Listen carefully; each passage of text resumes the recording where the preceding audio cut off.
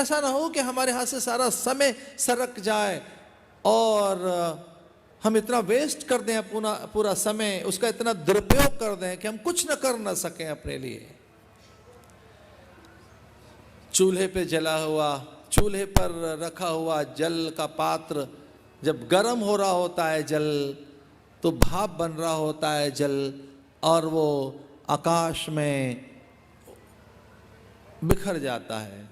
जल जो अग्नि के संपर्क में आ गया, जल भाप बनकर आकाश में बिखर जाता है और वो कहीं वातावरण में घुल जाता है। सच मानिए वो लौटाया नहीं जा सकता। वो जल, वही जल, उतनी मात्रा में जल नहीं लौटाया जा सकता। हाँ, उस पात्र में भले ही कहीं और से जल डाल दें, लेकिन वो कितना उड़ गया। जैसे ही आप चूल्हे पे रखें जल और नीचे से लकड़ियां लगा दें, पानी उबालने लगें, तो वो जल भाप बनकर उड़ने लगेगा। धीरे धीरे धीरे करके भाप बढ़कर उड़ने लगेगा, खो जाएगा वो पूरे वातावरण में। उसी तरह से समय सरक रहा है, समय उड़ रहा है, उसी ढंग से समय हमारे हाथ से जा रहा है। और उसे सहेज के रखें। एक चार्ट बनाएं पूरा समय का प्रबंधन, किस समय में क्या करना है, थोड़े से समय में क्या करना है। पूरी योजना बने कि कब किस समय में क्या करना है। ये लौट कर नहीं आएगा। जो अब हाथ में समय अब भी जो है ये सरक रहा है। वो भोर कभी नहीं लौटी जो दोपहर बन गई, वो दोपहर कभी नहीं लौटी जो सांझ या रात बन गई, और रात कहाँ हाथ लगी जो प्रभात बन गई। इसलिए समय बड़ी मूल्यवान सत्ता है।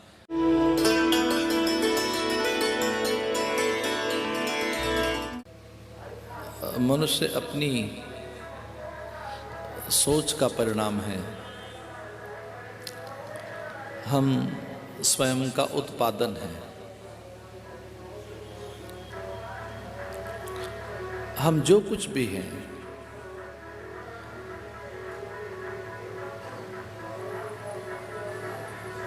हमारी उपलब्धियां पूर्व की, हमारा पूर्व का श्रम साधन, जो भी हमारे पूर्व कृत कर्म हैं, उनका परिणाम हम हैं अब। इसलिए वर्तमान भूतकाल की उपज है, भूतकाल का परिणाम है। शास्त्र कहता है कि परिणाम पर विचार कर कर्म हो, इतनी सजगता रहनी चाहिए। जो इतने सजग हैं कि परिणाम क्या प्राप्त होगा, हमारी चेष्टाएं, हमारी प्रतिक्रियाएं क्या परिणाम लेकर आएंगे। इसलिए साधक सचेत रहे स्वयं के प्रति। जो साइको बायो हमारी टेंडेंसी हैं, हमारे द्वारा जो कुछ भी प्रतिक्रिया के रूप में, चेष्टा के रूप में और कर्म के रूप में प्रकट हो रहा है, उसके परिणाम पर दृष्टि रहे। क्योंकि अभी जो ये प्राप्त है आपको, ये पूर्व का परिणाम है। इसलिए जो निरापद भविष्य चाहते हो, एक सुखद भविष्य, अब प्राय हम भविष्य को अच्छा बनाने वाले प्राणी हैं। हम मनुष्य, पशुओं को, पंछियों को, परिंदों को चिंता नहीं है भविष्य की। वे तो आहार, निद्रा, भय, मैथुन तक सीमित हैं। पशुओं में तो केवल आहार, भय, निद्रा, मैथुन आदि की क्रियाएं हैं बस। वे अपने भविष्य के लिए चिंतित नहीं। एक अच्छा, सुंदर, निरापद, संपन्न भविष्य आप चाहते हो तो उसकी तैयारी आप करें।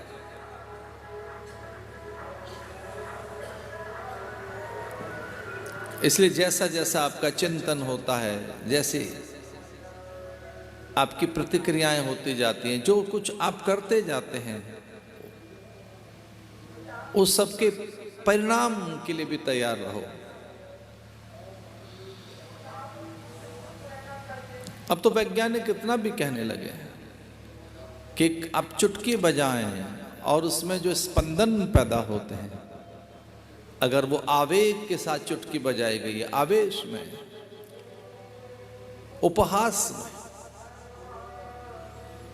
तो उसके परिणाम अच्छे नहीं आते।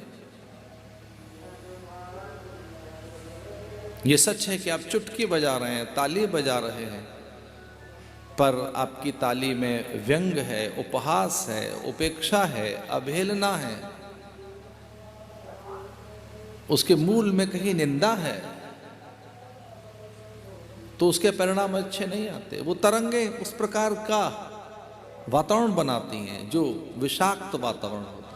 अब वैज्ञानिकों ने यहां तक शोध की, ध्वनि पर, सोच पर भी, जल पर, जल के चित्र ले लिए उन्होंने। हम एक प्रवाह को जड़ रूप में भले ही देखते हों कि बस पानी है, बह रहा है, ये तो प्रपात है, निर्झर है, नदियां है, सलिला है, या ठहरा हुआ ये जल जलाशय में, या बिखरी हुई ये कोई एक पोखर या सरोवर। पर सच मानिए, जहां नित्य वंदनाएं, अर्चना है, त्रिकाल संध्या करते हैं लोग, या आदर है उस जल का, उस जल की प्रकृति कुछ और होती है, वहां कुछ और वातावरण होता है। इसलिए हमारे महापुरुषों ने कहा कि तीर्थ पैदा किया जाता है, तीर्थ होते नहीं है, तीर्थ बनाए जाते हैं। तीर्थ तो पैदा किया जाता है, तीर्थ होता नहीं। तीर्थत्व तो जागृत किया जाता है। तो आप जो सोचते हैं उसके परिणाम आपको प्राप्त होंगे और समाज को, अन्य। आपके अंतःकरण से अपरिचित नहीं रहता पशु, वे अत्यंत संवेदनशील होते हैं। श्वान जो बहुत निकट है मनुष्य के, भैंस, गाय, बैल, ये सब पंछी, परिंदे, और तो और पेड़, आंगन का। आप खिन्न हैं, उदास हैं, व्यथित हैं, शोक में हैं, उसकी प्रकृति बदल जाएगी। पेड़ों के, पेड़ उदास हो जाएंगे। आप गहरी चिंता में हैं, शोक में हैं, पेड़ के पास भी शोक छा जाएगा। एक सूक्ष्म कोई गंध मृतक की रहती है, एक अज्ञात द्रव्य, एक अनाम, अपरिचित, अज्ञात कोई एक ऐसा द्रव्य, कोई एक ऐसा, पूरे परिवेश में कोई गीलापन रहता है तब तक जब तक शुद्धि न हो। इतना सूक्ष्म विज्ञान है ये सूतक और पातक का, इतना सूक्ष्म विज्ञान है कि सूतक की अवस्था क्या है, पातक की अवस्था क्या है, और शरीर में भी कौन सी अवस्थाएं कब कैसी हैं। इसलिए व्यक्ति साधना के द्वारा उच्चतम अवस्था को प्राप्त हो सकता है।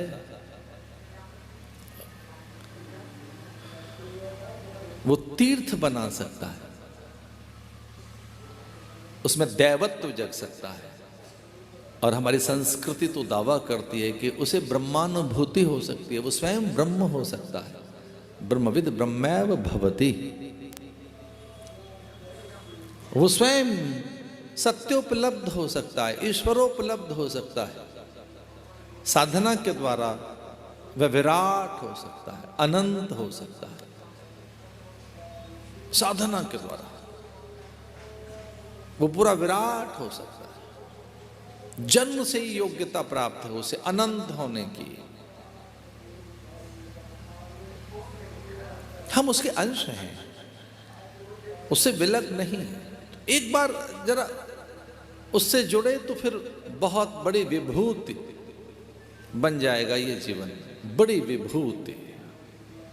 बस योग के साथ जोड़ना है,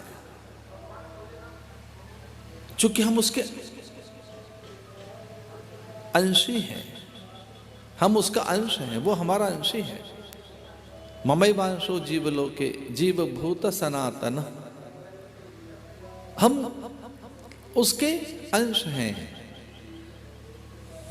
पूरे भारत में अब रामचरितमानस खूब गाई जा रही है, पूरे भारत में, और उसमें तो सीधा परिचय है ईश्वर अंश, जीव अविनाशी, हमारा परिचय है उसमें। ममैवांशो जीवलोके जीवभूत सनातन। गीता कहती है कि हम मनुष्य उसका अंश हैं, सनातन अंश है उसका। जिसके लिए तुलसी लिखते हैं कि हमारा परिचय यह है कि चेतन है, अमल है, सहज है, और जिस सुख को हम कहीं बाहर ढूंढ रहे हैं उसका सागर हम स्वयं हैं, उसका स्रोत हम स्वयं हैं। जिस सुख को हम कहीं बाहर ढूंढ रहे हैं, कठिनाई तो यह है कि हम सभी सुख को पदार्थ सापेक्ष मानते हैं, उसे वस्तु सापेक्ष मानते हैं, दृश्य सापेक्ष मानते हैं, जबकि सुख वस्तु सापेक्ष नहीं है। वो किसी वस्तु के आने से प्राप्त होगा ऐसा नहीं है, वो हमारी भ्रामक मान्यता है। बस मन की मूढ़ता यही तो है, चित्त का चांचल्य और है क्या, बौद्धिक भ्रम और है क्या, और प्रमाद क्या है कि हम ये जानना नहीं चाहते कि सुख का स्रोत क्या है। हमारा कितना श्रम, साधन, पूरा जीवन एक चुटकी सुख लेने के लिए, एक रत्ती भर सुख लेने के लिए बीत जाता है। एक अधेला सुख लेने के लिए रुपया खर्च कर रहे हैं, एक रुपया एक अधेला सुख लेने के लिए। हम उसका अंश हैं, हम स्वयं आनंद के स्रोत हैं। चिदानंद रूप शिवोहम शिवोहम। अरे कभी ढूंढो तो सही स्वयं को, अपना थोड़ा पता तो लगाओ, एक बार थोड़ा श्रम तो करो कि क्या हम विचार हैं, हम भावना हैं, हम कोई आवेग हैं, संवेदना है, हम क्या हैं। मैं देह हूं, मति गुण धर्म प्रकृति संस्कार हूं। एक बार पता तो लगे कि मैं अस्थि मज्जा, मैं रुधिर, सांसों का सिलसिला, मैं क्या हूं। तो हम केवल कोई सांसों का सिलसिला है, केवल प्राण है हम, और सांस आ रही है जा रही है। हम कोई केवल देह है क्या, या केवल मन है क्या। एक बार पता लगे कि हम जो कुछ कर रहे हैं इसके परिणाम क्या आएंगे, फिर साधन करें आप। इसे धन्य वही है जो स्वयं के प्रति सचेत होकर कर्म के परिणाम के प्रति चौकन्नापन प्राप्त कर चुका है। कर्म के परिणाम क्या आएंगे, इतनी एक जागरूकता, इतना एक होश आप में आ जाए कि मेरा ये देखना, मेरी ये प्रतिक्रिया करना, मेरा इस प्रकार का आभास, मेरी उपस्थिति के परिणाम क्या आएंगे। इसे थोड़ी साधना में जागरूकता लाएं अपने प्रति।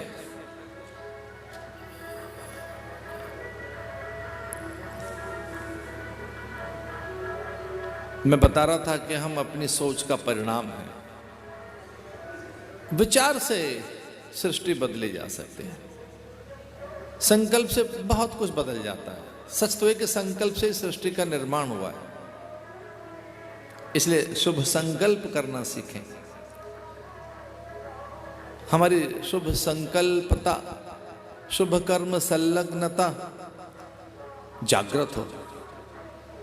शुभ कर्मों में संलग्नता, हर पल हर घड़ी हमें शुभ कर्म प्रीति, शुभ कर्म संलग्नता रहे। वेदांत कहता है शुभेच्छा, ये पहली भूमिका है। सुविचारणा, शुभेच्छा। वेद कहता है तन्मय मना शुभ संकल्प मस्तु।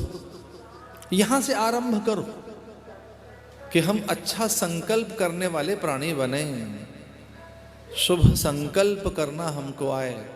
अरे मन शुभ संकल्प कर, तन्मय मना शुभ संकल्प मस्तु।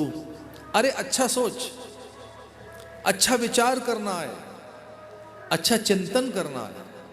और सच तो यही है कि कई बार बड़ी अट्टालिकाओं में भी छोटे मन का आदमी हो सकता है और किसी झोपड़ी में भी एक बड़े मन का प्राणी हो सकता है। जो बड़प्पन है वो तो विचारों से मिलता है, वो चरित्र से मिलता है, धन से नहीं मिलता है। अभी तक भी इस धरती पर अर्थ से कोई प्रतिष्ठित नहीं हुआ है, अभी तक भी कोई धनवान व्यक्ति पूजित नहीं हुआ है धन के कारण। हाँ, वो उसे कोई यश मिल गया होगा, एक बड़प्पन इस दृष्टि से मिल जाता है, बड़े धनवान है, पर उसमें कोई श्रेष्ठता है, महानता है, वे वंदनीय है, पूजनीय है, ऐसा नहीं है। अभी तक भी इस धरती पर अर्थ के कारण किसी को प्रतिष्ठा नहीं मिली है। प्रतिष्ठा किसी और कारण से मिलती है। इसे वो कारण क्या है? और प्रतिष्ठा के लिए, अधिक आदर के लिए, चर्चित और ख्यात होने के लिए, शीर्षस्थ और शिखरस्थ बनने के लिए शुभ कर्म न करो। वो अपना स्वभाव बनाओ। स्वभावतः आप उदार हो, स्वभावतः परदोष दर्शन का आप में अभाव रहे।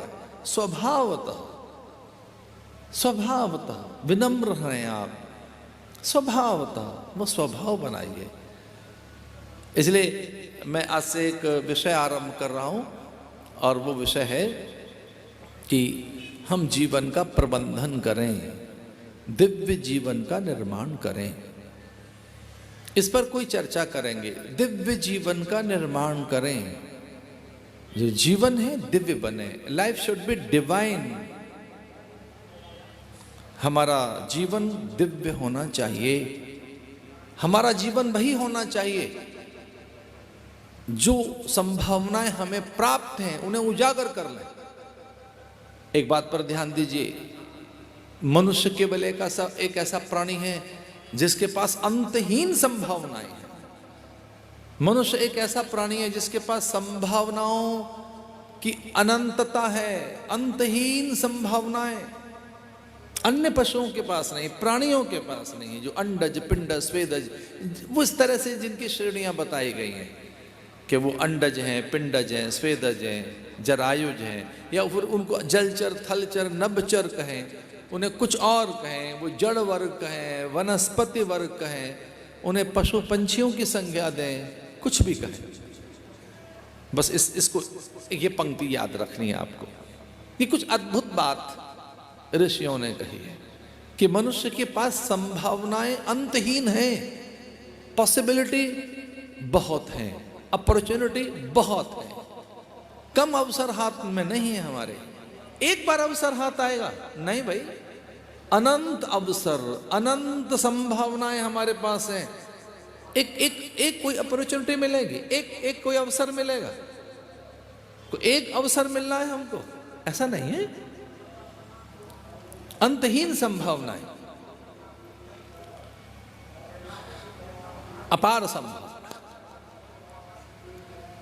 जीवन दिव्य बनाए, दिव्य उन संभावनाओं को ढूंढे जिसमें जीवन का निर्माण हो सकता है। और ध्यान रहे, जिस दिन संभावनाएं ढूंढने निकलोगे वो प्रखर मुखर होकर, वो चैतन्य और जागृत होकर आपके सामने खड़ी होंगी। जो साधन आपको चाहिए महानता के लिए, श्रेष्ठता के लिए, जो साधन आपको चाहिए भगवत्ता के लिए, अपने भीतर के चैतन्य को जगाने के लिए, वो सब आपको प्राप्त हैं। सच तो यह है कि अपयश में भी, अपमान में भी, तिरस्कार में भी, अभाव में भी वो साधन न धूमिल होते, न वो छिपते, और न वो किसी आवरण के द्वारा ढके जा सकते, बल्कि उन समय में, उस समय में वो और प्रखर होते हैं जब तिरस्कार है, अपमान है, निंदा है, अभाव है, रोग है, अपनों के द्वारा उपेक्षा है। वो तो आध्यात्मिक योग है भैया, उनसे बड़ा और आध्यात्मिक योग कोई हो ही नहीं सकता। उसमें दैन्य रखें, उसमें निराश हो जाएं, उसमें मुखापेक्षी बने कि मुस्कुराएं, हमारा साथ दें, कदम ताल करें, हमारी संवेदनाएं सहलाएं, याचक बने सहानुभूति के लिए। बिल्कुल नहीं। ग्रंथों को उठाकर देखो, उपहास के काल में, उपेक्षा के समय, तिरस्कार के समय, अवमानना के समय, जब अपनों ने भारी उपहास और तिरस्कार किया, ऐसे में ही तो साधन हुआ है। वो ध्रुव का रहा हो, प्रहलाद का रहा हो, या तुलसी के भीतर काम गलियार से निकलकर राम जगा हो। तो भाई कई बार तो हम आध्यात्मिक योग जो बन रहे होते हैं उसे दुर्योग कहने लगते हैं, बल्कि उसे कहते हैं जीवन का सबसे बेकार समय चल रहा है महाराज। आजकल टाइम ठीक नहीं चल रहा है, टाइम साइकिल ठीक नहीं है, आजकल थोड़े विपरीत ग्रह चल रहे हैं। अरे वही तो आध्यात्मिक योग बना रहे हैं। जब अपने मुंह फेर रहे हो, साधन कम हो, देह साथ न दे रहे हो, ऐसे में वही एक आध्यात्मिक योग है। आओ ऐसा पाल ताने कि आंधी ऊर्जा बने।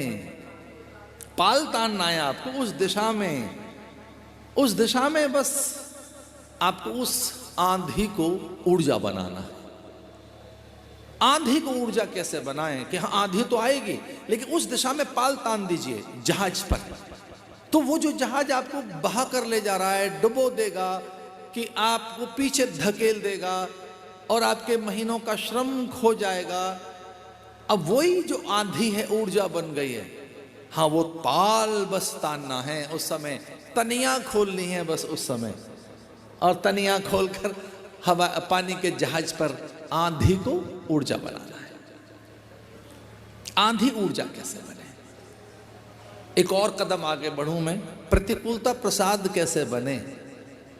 प्रतिकूलता अवसाद नहीं, प्रतिसाद कैसे बने? प्रतिकूलता प्रतिसाद कैसे बने? वही प्रतिकूलता प्रोडक्टिव कैसे हो? जो प्रतिकूलता है, इसे जब धन की कमी हो, सच मानिए वो बहुत सुंदर समय होता है। जब धन की या अर्थ की कमी हो, साधनों की कमी हो, जब देह में रोग हो, वो तो बहुत बड़ा समय है, बढ़िया समय है। उसमें दैन्य और दीनता और उसमें अपने प्रति एक उदासी, खिन्नता मत लाओ, अवसाद से ग्रसित मत रहो। कहो कि ये बहुत अच्छा समय ये पढ़ा जा रहा है। और अब तो कैसा युग आ गया, सब पैसे पैसे से है सब चीज। अब तो बड़ा आदमी वही है शायद जिसके पास पैसा है। और कभी कुछ लोग ऐसा भी कहने लगे हैं कि देखो बहुत बड़े आदमी हो गए, तो क्या आ गया है उनके पास भाई? वो बहुत बड़े आदमी हो गए, उनके पास शील, संयम, सदाचार, नैतिकता, पवित्रता, उदारता आ गई है। क्या वो बहुत उदार बन गए? क्या उनके पास पवित्रता आई है? वो ऐन्द्रिक संयम, वो अधिक इंद्रियों का संयम करना सीख गए? क्या परिभाषित कर रहे हैं? और ये सच में हम सब बोलने लगे हैं। हम सब अब एक बात कहने लगे हैं। इन 2-3 दशकों में एक नई हमने बड़प्पन की कहानी गढ़ दी है। हम कहते हैं कोई बहुत बड़ा आदमी आया है, इसका अर्थ है उसकी भौतिकता और उसकी जो अर्थ की अधिकता है, उसके कारण उसे हम बड़ा मान रहे हैं। अट्टालिकाओं के कारण, भूमि विस्तार के कारण, पदार्थों की प्रचुरता के कारण, वस्तुओं की बहुलता के कारण, बड़ी महंगी गाड़ी के कारण। अरे बड़ा आदमी कैसे हो सकता है? बड़प्पन के लिए तो कुछ और चाहिए। आंधी ऊर्जा बने, प्रतिकूलता प्रसाद बने, इसलिए जीवन को दिव्य बनाए। वो बनेगा कैसे? एक बहुत सहज आपसे निवेदन करना चाहूंगा। सच मानिए, जीवन के निर्माण के लिए बाहर के पदार्थ नहीं चाहिए।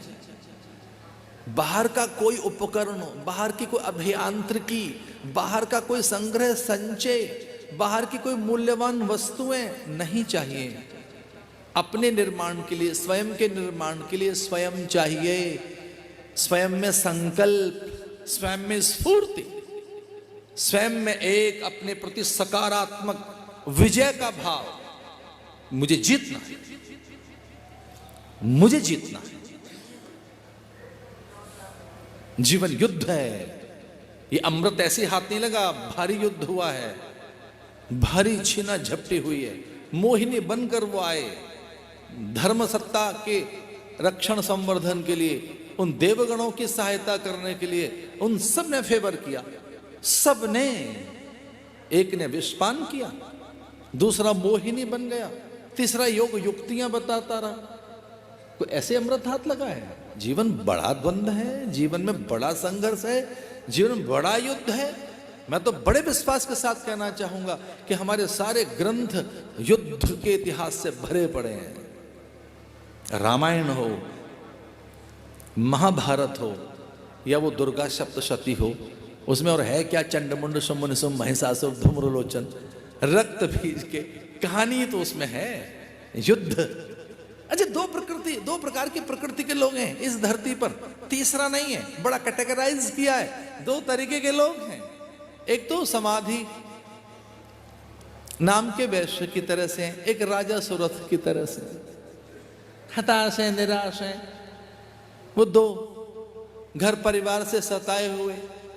हम में से जितने प्राणी हैं वो सब अपनों से सताए हुए हैं, अपनों की बहुत व्यथा लेकर हम बैठे हैं। दुखी हम किसी और से नहीं है, अपनों से, अपनों के दुख लिए बैठे। हमें कोई दुखी नहीं कर सकता, लेकिन अब हम इतने दुर्बल हो गए कि दुखी होने के लिए बैठे हैं, चिंतित होने के लिए बैठे हैं। हम चिंतित हो सकते हैं, बहुत देर तक चिंता में रह सकते हैं, पर चिंता का निवारण कैसे हो, इस पर कभी सोच पैदा करें कि चिंता में से कैसे निकलें, हम स्ट्रेस में से बाहर कैसे आएं।